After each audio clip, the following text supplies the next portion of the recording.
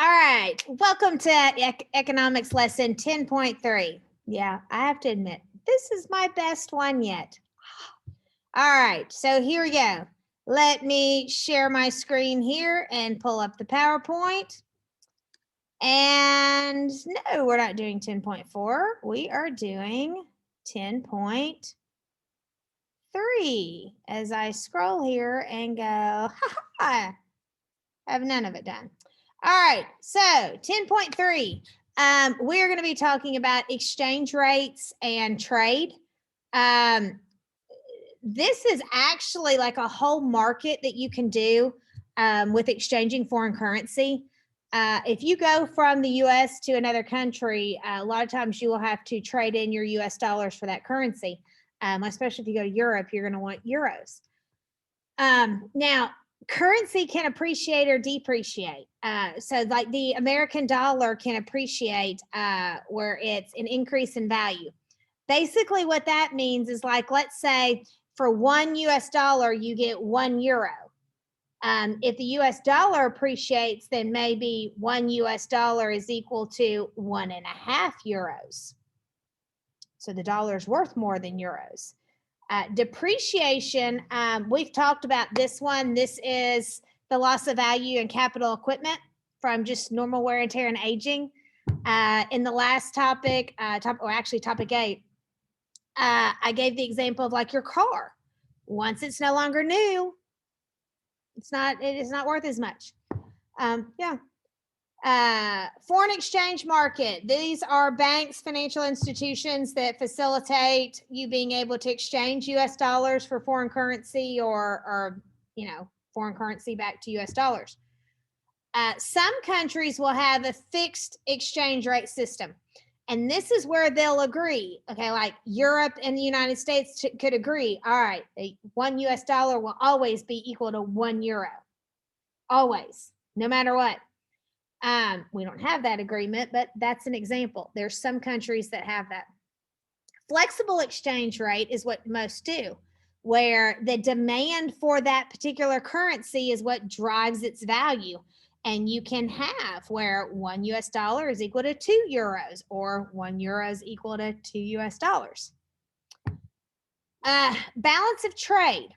When countries are importing and exporting, it's not like they sit there and necessarily like pay all the time. It'd be like, okay, well, we gave you $1 million worth of imports for you, and we took, 2 million of your exports, so we owe you $1 million. It kind of works that way. What's the balance? If you have a trade surplus, then that means you are exporting more goods than you're bringing in. So you're making more goods and services than your country needs, and you're sending them out to other countries. If it's a deficit, then that means that you are importing more goods than you make, than you export.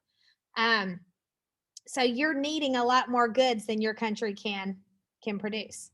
And then the balance of payments, that would be actually the value of all the monetary transactions between two countries. And also that country and the rest of the world. Yeah. All right, next one. Have you ever gone to the store and they gave you change? It's never happened to me in this example as a quarter, but I have gotten a Canadian penny. Canadian pennies look almost exactly like US pennies, the size, the color, except when you get it, you see the big maple leaf on there. And most people will take the Canadian penny just like a US penny. I think one of the reasons why it's not that big of a deal is, what's the value of a penny?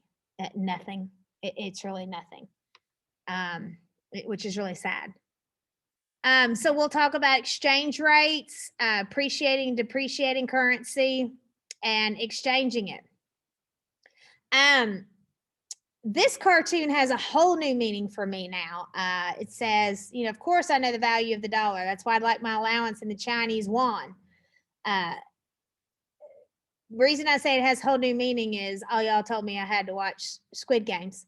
And watch Squid Games, and yeah, they got paid in wons. Yeah, like lots of wons. Like 10,000 won is like $8 US. So what this is implying is that the value of a won is worth more than the US dollar, and they're afraid the US dollar is going to depreciate. So he wants it in a currency that holds its value. This is an infographic that shows exchange rates. This was actually on November 26, 2016.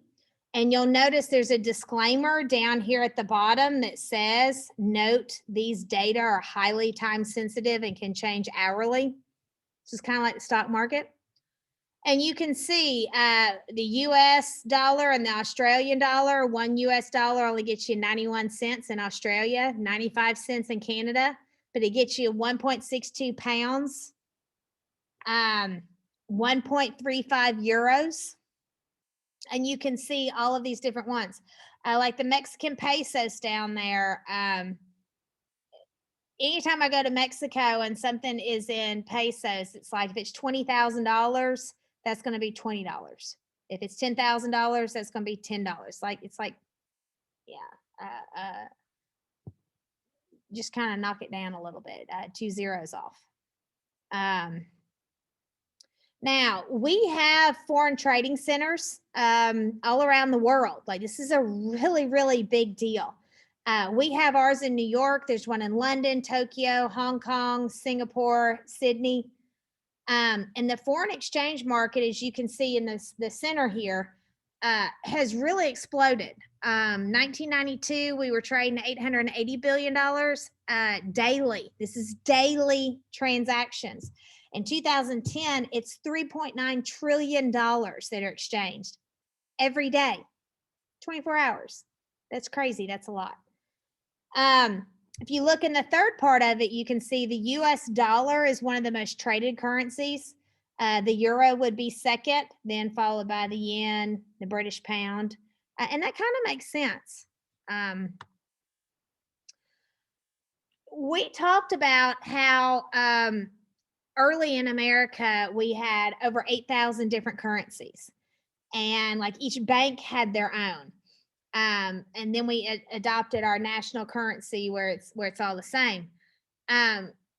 You know, foreign exchange is a lot like that. Like, what if every state had their own currency? And when you leave Tennessee and you went to Florida, you had to exchange Tennessee money for Florida money. That would be crazy. But that's what happens when you go to foreign countries. If you go like to Mexico or the Caribbean, I've been there. Most of them would rather get American dollars because the strength of the American dollar is better. But when you go to Europe, most of them, they want it already converted into euros. They do. Haven't been to Europe, so I don't know. Here you can see this was English currency. It's 5 pounds, but this is back when we were colonies because this is Virginia. So it's an example of, you know, the 5 pound note.